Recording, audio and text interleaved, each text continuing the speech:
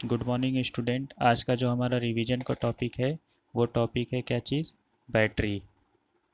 ठीक है, इससे पहले हमने देखा था यूनिट 4 में ट्रांजिएंट रिस्पांस इन आरएल सर्किट। ठीक है, लेकिन अब हम जो पढ़ेंगे वो हमारा नेक्स्ट यूनिट होगा कौन सा?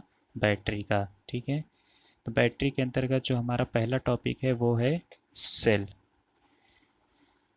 देखिए, चाहे बैटरी हो या सेल हो, तो बैटरी या सेल एक ऐसा डिवाइस होता है जो क्या करता है कि केमिकल एनर्जी को इलेक्ट्रिकल एनर्जी में चेंज करता है एट अ कांस्टेंट रेट। ठीक है, मतलब स्थिर दर से जो रासायनिक ऊर्जा को विद्युत ऊर्जा में चेंज करे उस डिवाइस को हम क्या कहेंगे? सेल या बैटरी। ठीक है, देखिए सेल क्या होता है।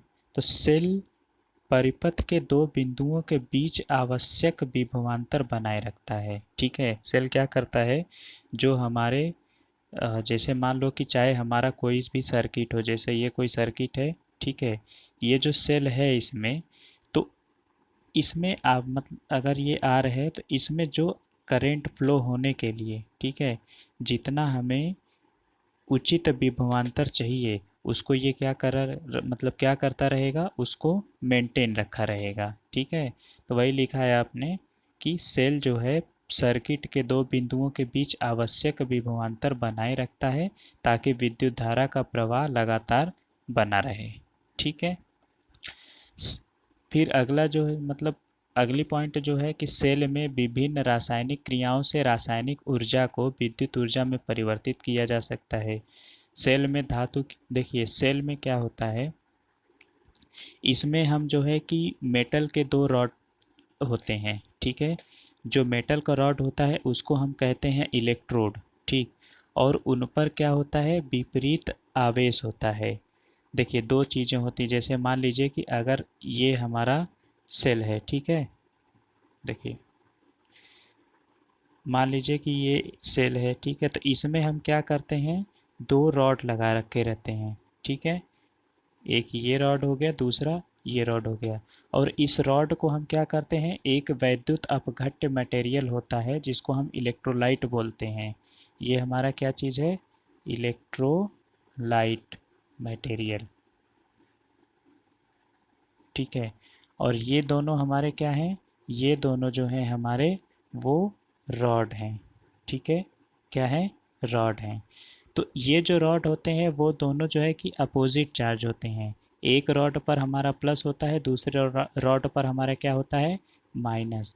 ठीक, तो जो हमारा प्लस वाला रॉड होता है,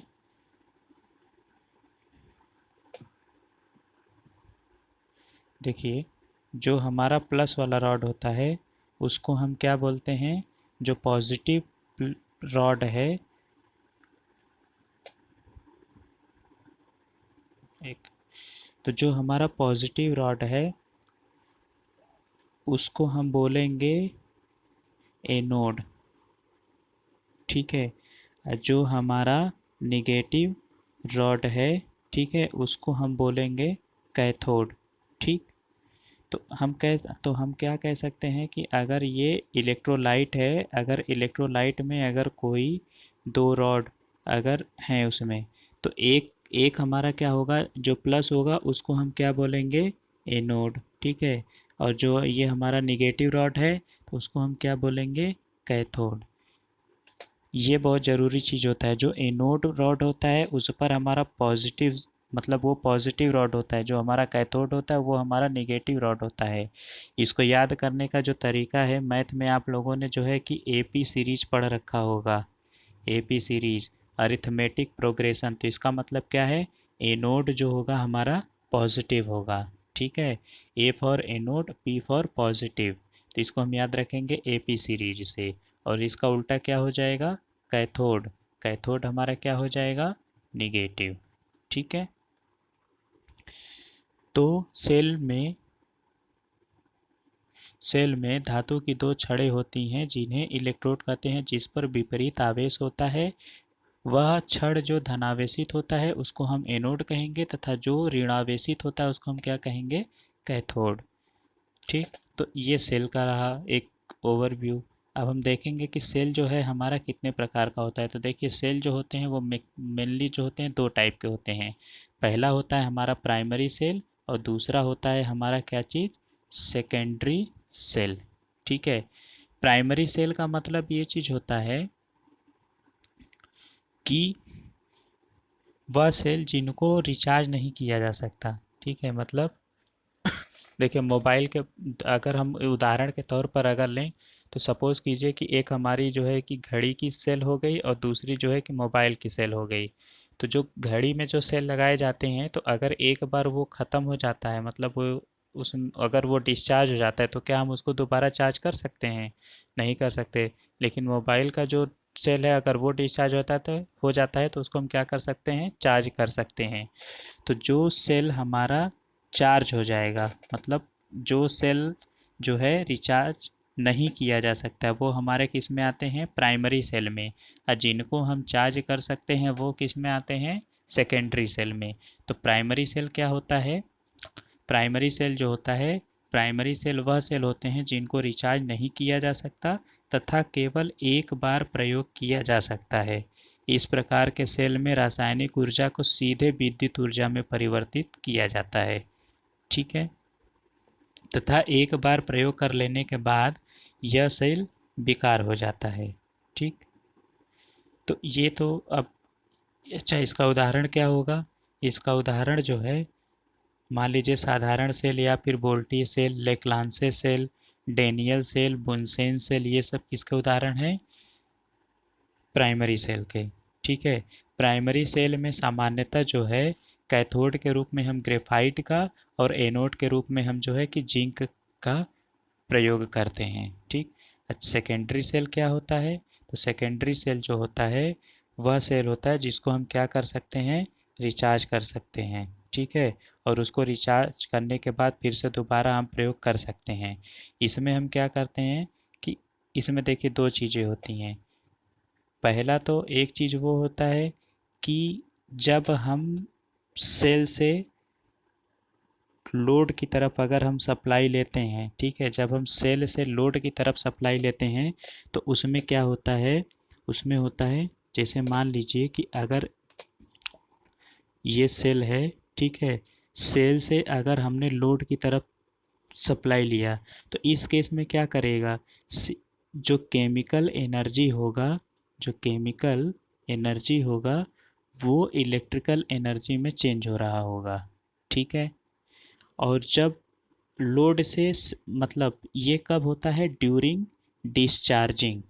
ठीक है, ऐसे नहीं समझ में आ रहा तो देखिए, जब सेकेंडरी सेल में दो प्रोसेस होंगे, ठीक है, पहला चार्ज होना और दूसरा डिस्चार्ज होना। ठीक है, तो जब हमारा सेल डिस्चार्ज हो रहा होगा, ठीक है, तो डिस्चार्जिंग के केस में क्या होता है कि जो केमिकल एनर्जी है, केमिकल एनर्जी वो किस में चेंज होगा, इलेक्ट्रिकल एनर्जी में। ठीक है, इलेक्ट्रिकल एनर्जी में। ये कब होगा, जब मान लो कि मोबाइल मतलब जो सेल है हमारा मोबाइल को सप्लाई दे रहा होगा तो इसका मतलब क्या है कि वो डिस्चार्ज हो रहा है। तो ड्यूरिंग डिस्चार्जिंग केमिकल एनर्जी जो है कि इलेक्ट्रिकल एनर्जी में चेंज होगा। अच्छा, दूसरा प्रोसेस होगा जब हम क्या करेंगे, सेल को रिचार्ज करेंगे। ठीक है, तो रिचार्ज वाले केस में क्या होगा, फिर से हम उसको इलेक्ट्रिकल एनर्जी देंगे ताकि वो अपने अंदर केमिकल प्रॉपर्टीज़ को क्या कर सके, स्टोर कर सके। ठीक है, तो कहने का मतलब ये है कि ड्यूरिंग चार्जिंग जो अब क्या होगा, इलेक्ट्रिकल एनर्जी जो है, इलेक्ट्रिकल एनर्जी किस में चेंज होगा, केमिकल एनर्जी में। ठीक है, केमिकल एनर्जी में।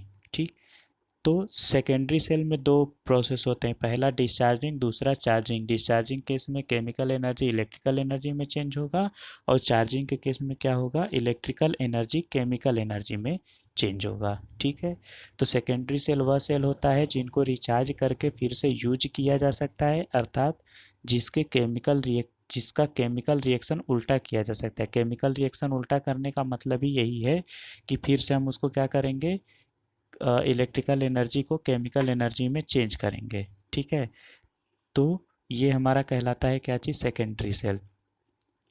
इस सेल में जो सेकेंडरी सेल है, सेकेंडरी सेल में पहले किसी अन्य स्रोत से विद्युत धारा प्रवाहित करके विद्युत ऊर्जा को रासायनिक ऊर्जा में बदला जाता है। उसके बाद फिर सेल में रखे पदार्थों की रासायनिक ऊर्जा बढ़ जाती है। तो इस प्रक्रिया को क्या कहेंगे? सेल का चार्जिंग। ठीक है, सेल का चार्जिंग क्या होगा कि सब उसमें हम क्या करेंगे, किसी स्रोत से जो है कि विद्युत धारा प्रवाहित करके विद्युत ऊर्जा को रासायनिक ऊर्जा में कन्वर्ट करेंगे। ठीक है, तो उसको हम कहेंगे सेल का चार्जिंग।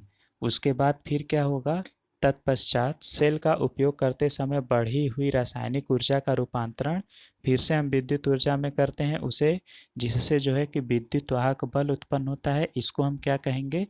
सेल का डिस्चार्जिंग। ठीक, ये बहुत इम्पोर्टेंट है। प्राइमरी सेल और सेकेंडरी सेल में जो है अंतर, ये एग्ज़ाम में पूछा जाता है। देखिए, प्राइमरी सेल में मतलब दोनों में अंतर क्या है? प्राइमरी सेल जो है एक बार प्रयोग होने के बाद दोबारा प्रयोग नहीं किया जा सकता, लेकिन सेकेंडरी सेल को हम एक बार से अधिक प्रयोग कर सकते हैं। ठीक है, जो दूसरा अंतर होता है, प्राइमरी सेल में क्या होता है कि एक बार डिस्चार्ज होने के बाद ये पुनः चार्ज नहीं किया जा सकता।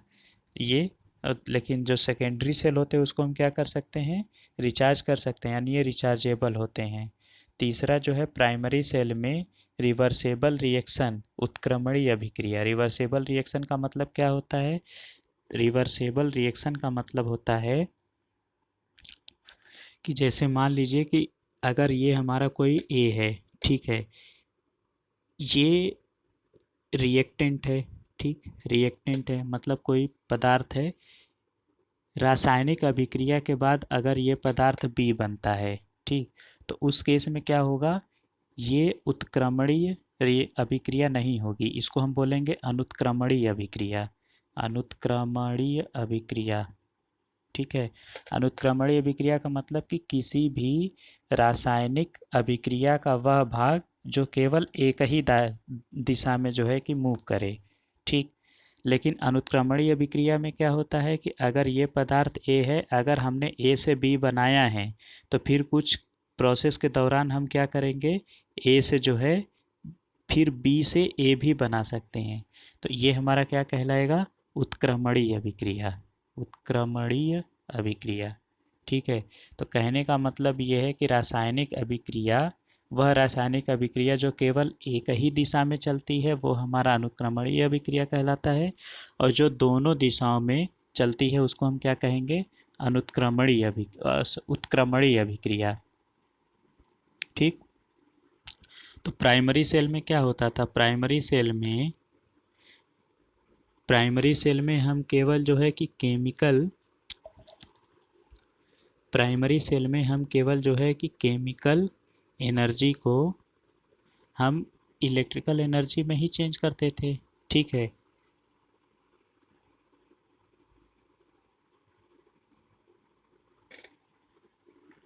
इसमें हम केवल जो है इलेक्ट्रिकल एनर्जी को, किसमें?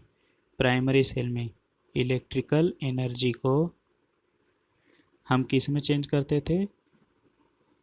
सॉरी,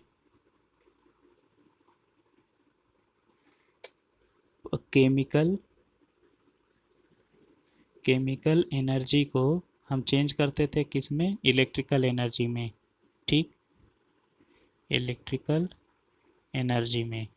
तो ये अभिक्रिया क्या है? मतलब ये केवल हमारा एक ही डायरेक्शन में गति कर रहा है। ठीक, तो ये हमारा क्या है? अनुत्क्रमणीय अभिक्रिया है, यानी जो प्राइमरी सेल होता है उसमें केवल अनुत्क्रमणीय अभिक्रिया उपस्थित होती है, उत्क्रमणीय अभिक्रिया उपस्थित नहीं होती है।